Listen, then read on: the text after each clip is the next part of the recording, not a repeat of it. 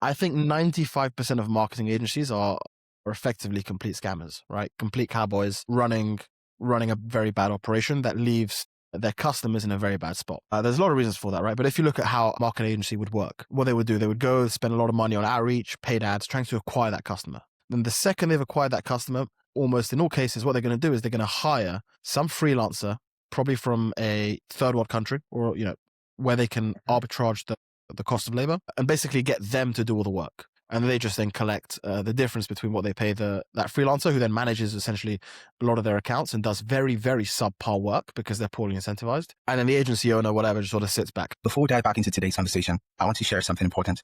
This episode includes a paid partnership with BetterHelp, a platform designed to make starting therapy easier. I know from my own journey as a leader and entrepreneur that life can sometimes feel overwhelming. There are seasons where stress, uncertainty, and pressure build up, and you need a safe space to process it all.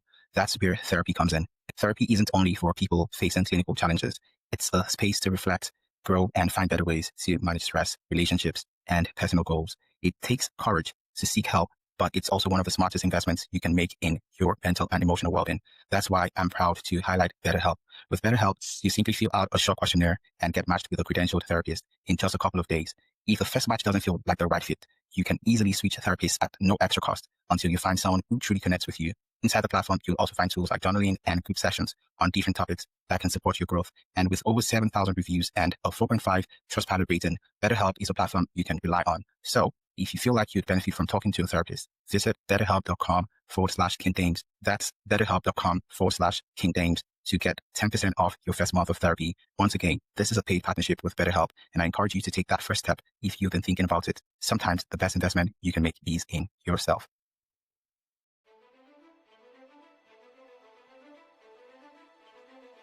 Welcome to the King Dems podcast, where we share the stories of extraordinary people and dissect hot, relevant topics that shape our world. From visionary leaders to trailblazing creatives, we uncover the mindset, strategy, and grit behind greatness. Whether it's business, culture, or personal growth, we ask the real questions. This isn't just conversation, it's transformation. The King Dems podcast. Your next breakthrough starts here. Music licensing reimagined. We're live, ladies and gentlemen. Once again, welcome to the King Dems podcast. And today, I've got with me a very special entrepreneur fighting out of Paris, France, by way of San Francisco, United States of America. Make welcome, David Pourquery. How are you, David? I'm very well, thank you. Thank you for the intro. That's very kind. Okay, you are a man that is shifting the way the business landscape is actually going to be for I don't want to say for the foreseeable future. You're changing it already, right? You're changing the landscape, and looking at your body of work, for me, I am actually very, very impressed. And I'm going to give you your flowers while you're still alive. So, David, you actually represent a rare intersection of private equity rigor, operators cars, and frontier of AI execution. We went from managing capital at scale in a global private equity to building a fully autonomous AI system that runs Google Ads without human marketers, agencies, or VC funding. Over $35 billion per month in ad spend while remaining fully bootstrapped and founder owned. This is not theory, this is execution.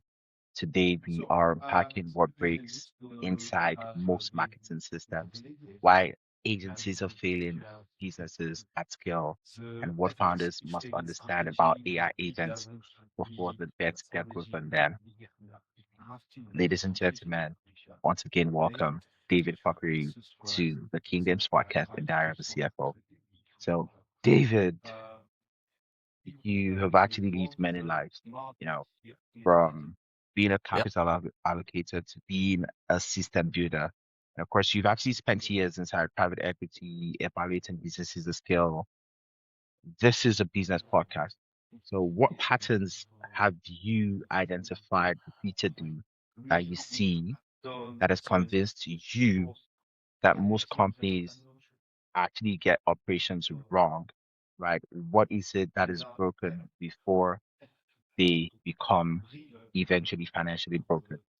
A bit of a tough question. I think it always comes down to people. I think. Um, I love that. uh, often cases either there's and actually when I say people, often leadership, right? Because the leadership will Uh-huh. dictate the team, and the team will dictate the business. So I think that's probably the first thing that as an investor you would look at, is who's running those particular functions. And even we ourselves, that's something I obsess about when hiring, is the quality of the team. Is it a good culture fit? How motivated are they? What's motivating them aside from earning money? Like, there's a lot of things that go into that, but I think ultimately, like, it always comes back to the quality of the leadership team. Um, I love that the quality of the leadership team, the tone at the top is actually very important. And of course, when it comes to hiring, I myself, I'm an early stage founder myself, just in the first year of my company. And I've had to learn the lesson of hiring and firing in a very, very hard way. And it has come down Yep. to three things: mindset, skill set, and tool set. That is, a lot of times we tend to evaluate the skill set of these individuals that we want to collaborate with, but we don't tend to evaluate their mindset, right? The mindset is, Yeah. for me, the most important thing. Then the skill set, and of course, arm them with the appropriate tool sets. And speaking of tool sets, you have actually created an amazing tool set for founders to actually use. And, we are in that age where the agency model is being, Mm. would I say, being erased, right? And of course, because the agency Yes. model has actually helped made businesses to bleed a lot of money. They are expensive and not as effective or Yep. efficient as the tool set that you have created. And of course, yourself, you have been vocal about how marketing agencies destroy value. So, what is the fundamental flaw in the agency model that most founders still do not understand until it's too late? Yeah. It's a good question. Look, this might sound a little harsh, but I think I can say this now because Bring it on. Full we've been at it. authenticity, brother. Okay, I'll keep it real. I think 95% of marketing agencies are effectively complete scammers, right? Complete cowboys running a very bad operation that leaves their customers in a very bad spot. There's a lot of reasons for that, right? But if you look at how a marketing agency would work, what they would do, they would go spend a lot of money on outreach, paid ads, trying to acquire that customer. Then the second they've acquired that customer, almost in all cases, what they're going to do is they're going to hire some freelancer, probably from a third world country, or where they can Mhm. arbitrage the cost of labor, and basically get them to do all the work. And they just then collect the difference between what they pay that freelancer, who then manages essentially a lot of their accounts and does very, very subpar work because they're poorly incentivized. And then the agency owner, whatever, just sort of sits back. Now, obviously, there's different levels to that, right? You have some agencies who are a lot more involved, but typically, I think that's the big problem.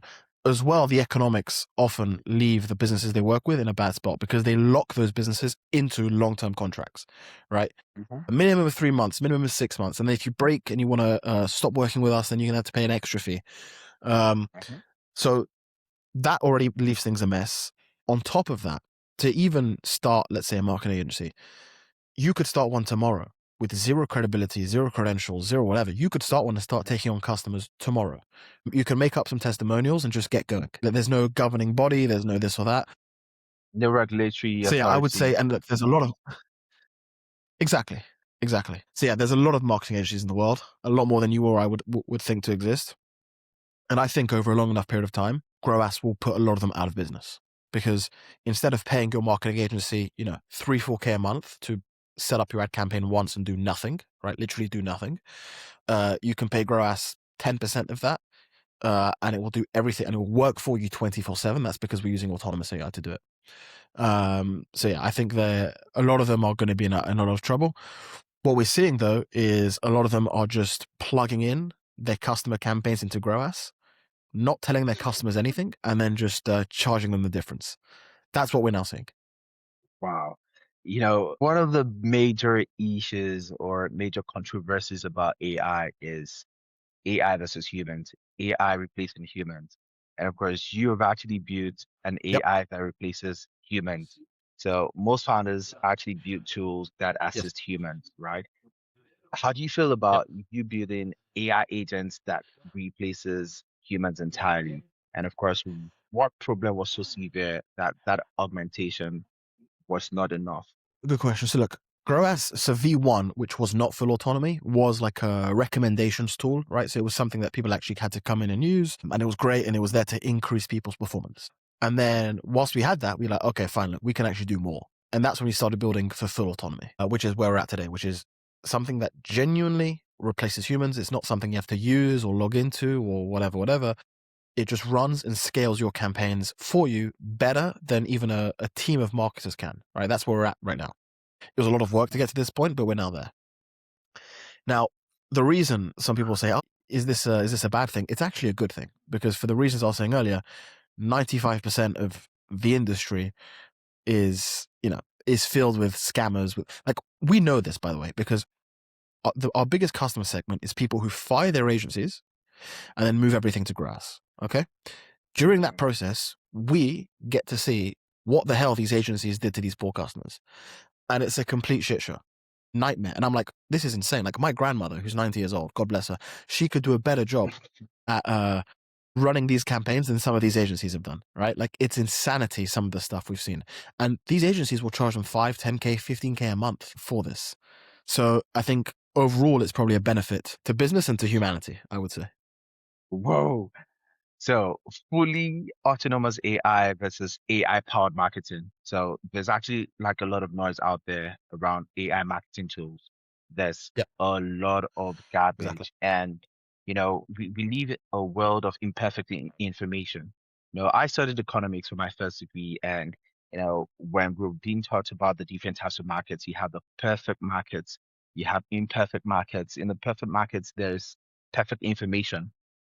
Everybody's well aware of the various factors, that impact the market, but that is not attainable in the real world, right? And of course, like in simple terms, like what is the difference between automation, augmentation, true autonomy, and like, does that distinction actually matter financially?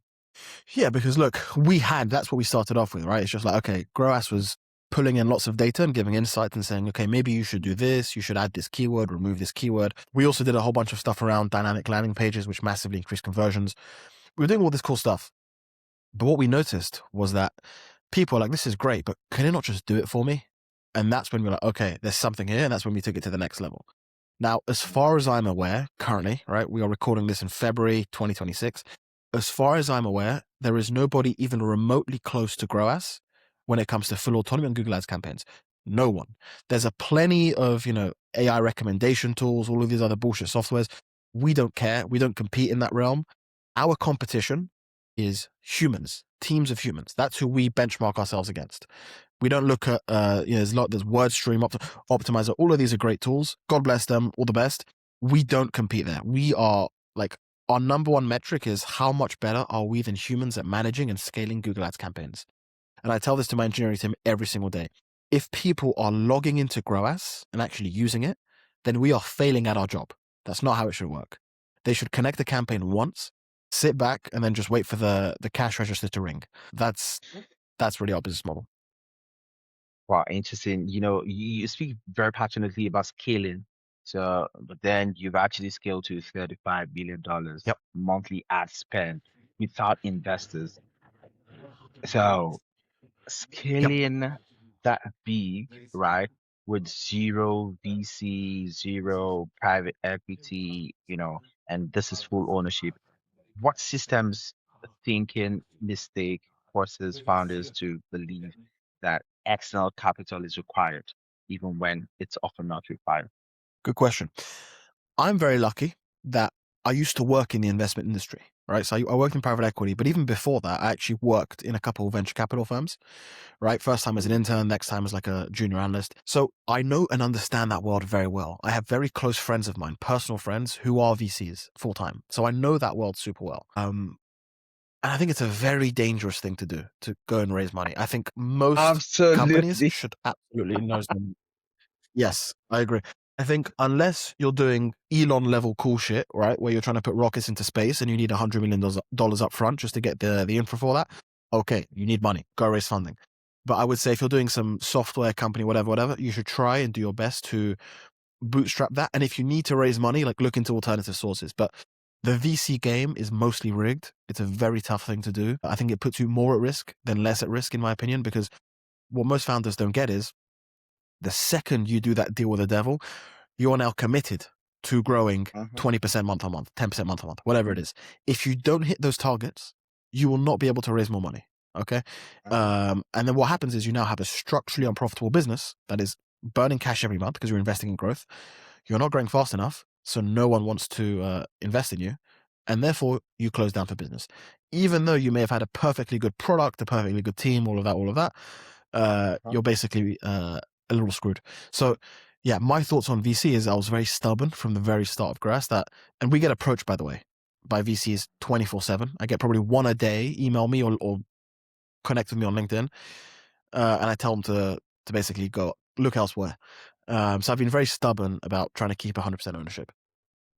Wow, interesting stuff. I like the way you frame it because myself, I have a background with the Big Four accounting firms. I'm an ex-auditor, PwC, KPMG, and I have had that, would I say, privileged opportunity to be able to audit different organizations, across board, from startups to PLCs to mid-tier companies.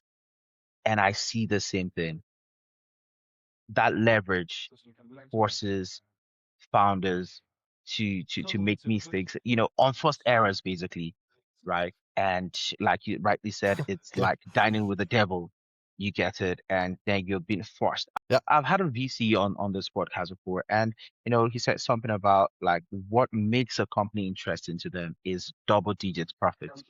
If you're not making double-digit profit, right, you're not interesting to a VC.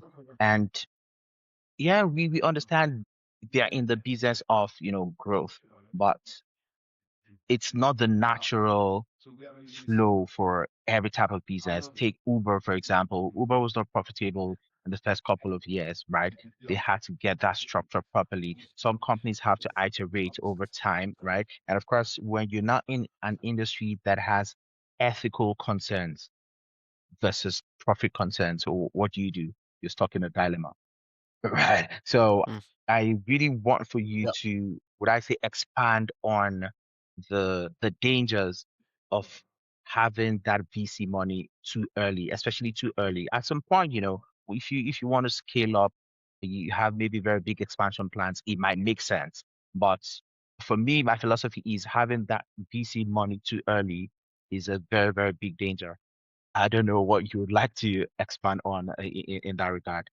I mean, of course it is, right? Because then you're going to be less cautious with spending because it's not your money, right? But I think ultimately the big issue I see is people celebrate raising money as some kind of achievement.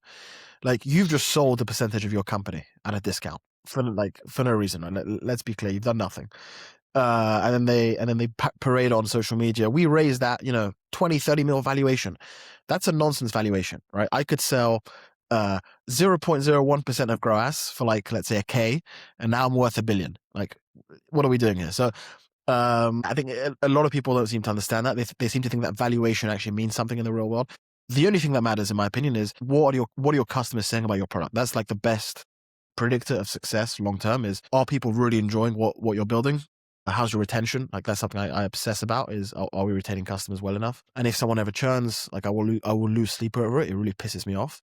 Yeah, and then the other thing as well, the other people miss is there's different classes of shares when you raise, right?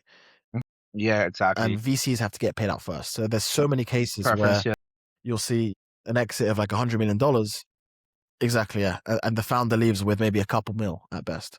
And so you've just done all of that and you've just got screwed over. So yeah, look, that's my take. I'm obviously quite anti it, but it obviously has its benefits as well. I think that's case by case. Yeah, and I think I'd like to quickly bring in or weave in the fact that we now have a lot of cases of founders being fraudulent. This morning I woke up to the headline Mm, of Forbes 30 under 30 founder from Turkey. I'm not going to mention her name. yeah. She's female. You could go check it up in the Yes. news. Yes. She actually defrauded investors of a lot of money, and it's crazy I with saw. like fake valuations and all that stuff. So it gets really dirty sometimes, right? Coming back to the investor Sure. lens. right? Where do humans, most consistently introduce inefficiency, bias, waste inside a paid acquisition system? That's a tough one. It's tough because there's so many variables that go into this, right? So Mm. if you want to run a good Google Ads campaign, it's not one thing. There's like 1,000 different things you need to be optimizing and tweaking 24/7. Is your Mm. landing page good? Okay, what's in that? What should be in that landing page? There should be some social proof and testimonials. Why you're offering? Like, there's a million things that go into just the landing page, right? Mhm. Then the checkout flow. So that's just like the landing page side. Then inside Google Ads, there's like a million different things as well that you need to be tweaking and optimizing. Most people, I would say, in Google Ads, what do they get wrong? Like the number one thing I think that I see is keywords, getting the keywords wrong. They go in and they add like 1,000 keywords and like a $20 budget campaign per day. That's just complete lunacy, right? It's just like lighting money on fire for no good reason. So like if I had to sum it up, because we've seen a million different things go wrong and there's a lot you have to optimize, but typically it's people are choosing the wrong keywords. And yeah, obviously Grass does a really good job with it and helps it and whatever. But that's like the number one biggest issue, I think, across the board. Oh, speaking of landing page, you always need to keep tweaking things. I still tweaked something on my landing page before I jumped on this interview. So that speaks, that hits a home run. Let's talk about the 30 to Nice. 40% revenue leak, right? You've actually stated that e-commerce brands routinely lose 30 to 40% of revenue through avoidable mistakes. So what are the top mistakes that quietly destroy the margin without founders even noticing? Yeah, I mean, so the first one is what I touched on is keywords being completely wrong, and therefore you're wasting a whole bunch of spend for no reason. Actually, the other thing as well is negative keywords is another thing in Google Ads where most people have none, and therefore you're showing your ads to people who are not going to convert anyway, or getting clicks for them that people are not going to convert anyway. That's costing you money. The other thing as well, which is quite problematic, is the ad quality itself. Most humans suck at writing good copy. It's really hard. Now that's obviously something that we've trained Groas to do very, very well. It's a very important part of selling things online is how well you can convince somebody to how well you can convince somebody to actually buy your product, right? From cold traffic, not easy to do. But I think copy and writing good copy, both at the ad level and the landing page level, is also something that's super important. And then finally, you know what? Unconventional answer, but it's going to be patience. Patience, a lot of people get this wrong, right? Because if you've never run Google Ads before, the big mistake we see is people think, okay, I'm just going to throw 10K a day at this and it's going to make me a bit, I'm going to be profitable. No, like it takes time, right? It does take Tweaking an time. offer, Good things tweaking take your time. campaigns until it reaches that sweet spot. Yeah, exactly. So tweaking and getting everything right and optimizing everything until it reaches that sweet spot where you're just printing money on autopilot can take months. It can take weeks. It depends case by case. But I would say patience is a very underrated factor in the game. Patience is key. Patience is a virtue. Let's talk about trust. We are in the attention economy and Okay. people Sure. actually buy based on trust. But a lot of founders actually fear Yeah. that loss of control with autonomous systems. So how should leaders think about trust, ethical guardrails, and accountability when AI is making decisions faster than humans can ever do? Yeah. Well, I think it's just inevitable. Okay, because it just comes down to a profit question, effectively, right? Like, yeah, things aren't going to be perfect for a little bit, but in some industries they already are, right? Software engineering, we already have AI that can write code far better than humans, far quicker. That's already happened. Some places it's taking longer to catch up, but it's just completely inevitable that this is going to happen over time. And it becomes, for business owners, it becomes like a profit question, right? Do you want to employ 10 humans to look at something, or employ an AI for 1% of the cost? It might make some errors initially, but over time it's only going to get better and better. Yeah, it's effectively that's where the world is heading. For better or for worse, the train has started, and there's just no stopping it at this point. I'll tell you something. ChatGPT is my legal consultant. The best legal consultant in the Yeah, world for just $20 a month. I don't think any lawyer charges that. I'm gonna it's pick true. your invest. I'm gonna pick your investor brain right now. If you were still sitting on, the Okay. investment committee today, what would you look for in an AI company that most investors still miss out on? At what stage is it? Like a very early stage AI company, or is it like a mid stage, or like what stage is it at? Interesting. So let's break it down. Early stage, mid stage. Yeah, I mean, early stage, the only thing to even look at, in my opinion, is the founders. You invest in good founders. That's what it is, right? You have to assess the potential of those individuals. Is it a team? How well do they work together? If it's just one person, well, they better be very driven, because solo founding, as I know myself, it's going to come with a lot of punches to the face. So, like, can you handle it well? But effectively, yeah, at an early stage, the only thing to be thinking about is how good is that team? Because markets change, your product's going to change. Like, so many things are going to evolve over time that you couldn't have possibly foreseen. But how well those individuals adapt to those situations is like the only, in my opinion, determinant of success. And like, how do you assess humans? That's really tough, actually. VCs typically will default to, oh, they went to a good school, therefore we should fund them, which I think is mostly BS. It has a bit of truth to it, and I get it, right, to an extent, but it's also mostly BS. Not everyone who goes to Stanford is going to start a unicorn. That's just ludicrousy. Absolutely. So yeah, there's a lot of factors. Yeah, there's a lot of factors that go into it.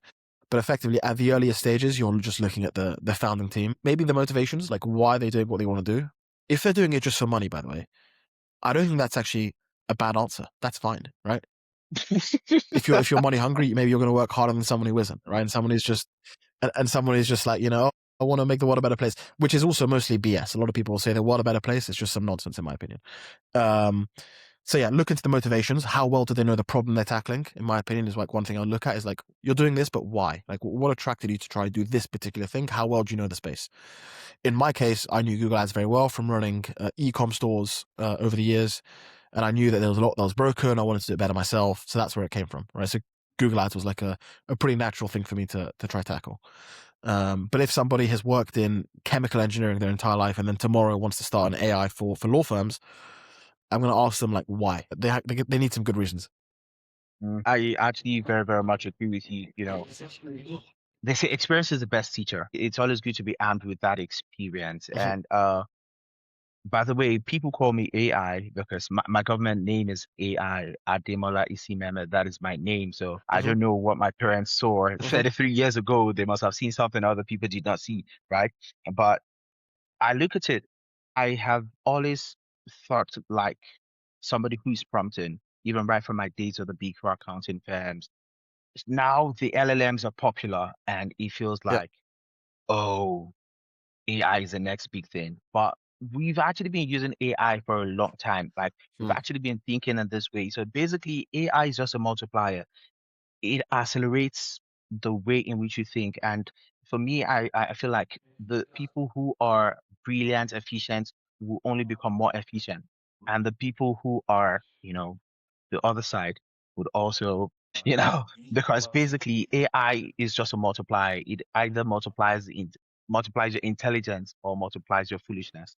So it depends on wherever you're standing on, right? And when it comes to a founder's identity, every founder has a unique journey, right? But a lot of founders actually struggle emotionally when the systems that they have created outperform them.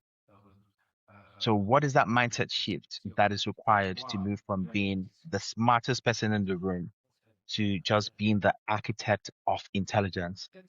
No, I much rather prefer to be in the second, right?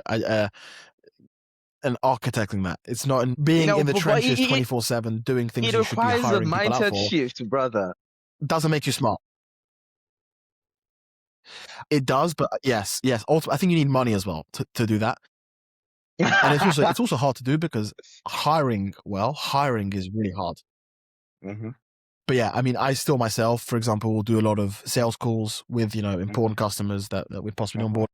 I don't necessarily enjoy doing that, right? I think in maybe a couple months, hopefully I can find someone who's much, much better than me to do these calls, who's much more convincing, who knows, for them to know Groas better than I do will take a lot of time, obviously. But yeah, like that's the stage I think we're at, by the way, as a company. We're still quite early. We've been going for like 7-8 months now. But yeah, we're slowly going to move there. If I had more capital, if I'd raised 5-10 mil and had more capital, I probably would have done this earlier.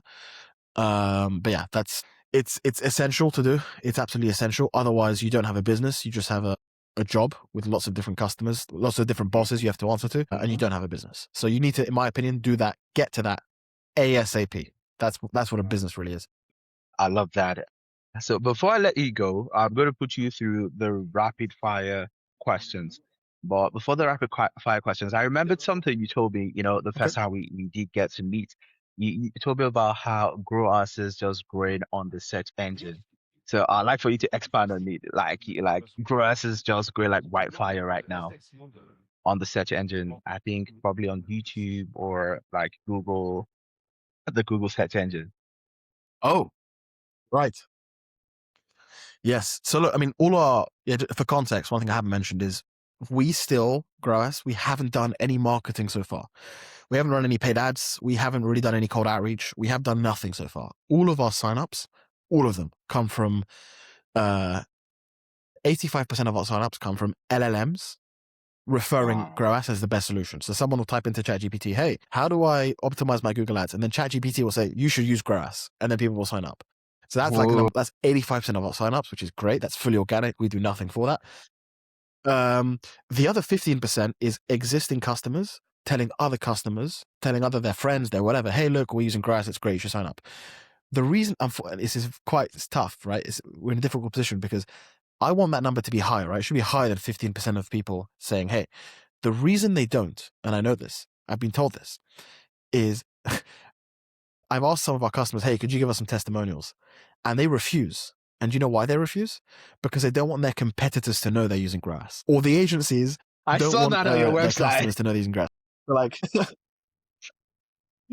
I saw that on your website. that happens very often where they just want to keep it secret. Yes. Permit me to expose you. So, guys, I'm going to read what I saw on Groas website. This client actually sends to David. He says, hey, David, thanks a lot for the opportunity. I really appreciate you thinking of me. This might sound a bit selfish, but Groas looks so powerful to me that I'm honestly a little afraid my competitors might figure out I'm using it and start using it against me as well. So for now, I think I'll have to pass purely out of fear rather than lack of appreciation. Sorry about that. And of course, sorry, David, I have to expose you on the podcast. So yeah, there you go. There you go. That happens very often. Wow. It is what it is. Congratulations on the success, brother. It's quite interesting what these LLMs do. I had a message from somebody earlier today telling me that I searched you on Google, and do you know what Google AI is telling me? Okay, two people actually did tell me today. One of them told me the AI refers to you as AI, and I'm like, okay, interested. I have to start making money from this name AI. And the second person told me, guess what? Google AI is referring to you as a Joe Rogan of Africa. I'm like, wow, I never knew. And then it sent me a screenshot. Wow. And then it put a smile on my face. So put some respect on my name, the Joe Rogan of Africa. Very cool. We're shooting for that top 1%. Currently, the two podcasts, are global top 2% and global top 3%. And yeah, hopefully this year we're shooting into the top 1% in the world. Quick fire round. Here we go. 5 questions, Very quick cool. answers. Let us go. Are you ready to rumble? Okay. Number 1. What is one metric founders obsess over that does not matter? So we kind of touched on it, but maybe money raised, maybe. Okay. Maybe I don't know. Is that a money fair raised? answer? The amount of money they raised? Okay, I'll give you one line that I always use. Revenue is vanity, profit is sanity, cash is reality. How about that? True, but there are exceptions. I think if your revenue is genuinely just skyrocketing, like genuinely, like just doing boom, then maybe some losses can offset it. It's a tough, that's actually a really difficult question. I'm trying to think what I look at.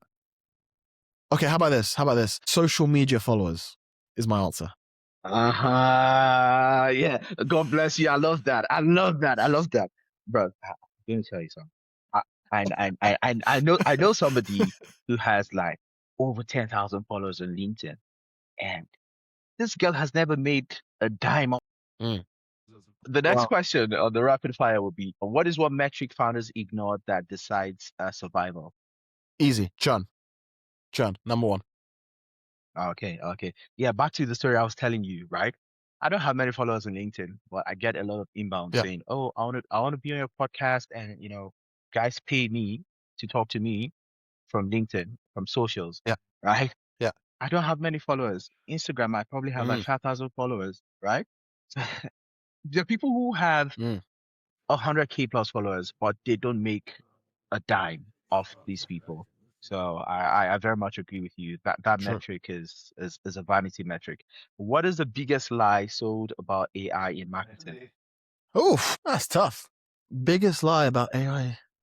Well, I mean, we are. I think the number one. I mean, I hope we're not selling any lies. I don't think we do. So I'm trying to think of other players.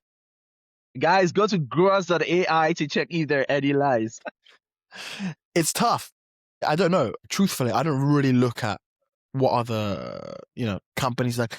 I just focus on us. That's really all my focus is on. I don't know. It's hard to say. Biggest lie about AI in marketing. Huh. Okay. The biggest lie is that it won't replace humans. It will. That's my Ooh, answer. interesting. Number 4, what is the hardest thing to let go of when automating growth? No? The hardest thing to let go of when you are automating growth. Ok. J'étais sur interview, Marise. J'étais dans une interview. Quand t'es venu, j'étais dans une interview. Quand t'es venu, j'étais dans une interview. Non, ça passe. T'es montré. Non, on t'a vu. On t'a vu. Tu vas être fameux maintenant. Yeah, yeah. Sorry. Je vais aller dans la salle là. Yeah, yeah, yeah, yeah, yeah. Yeah, yeah, yeah.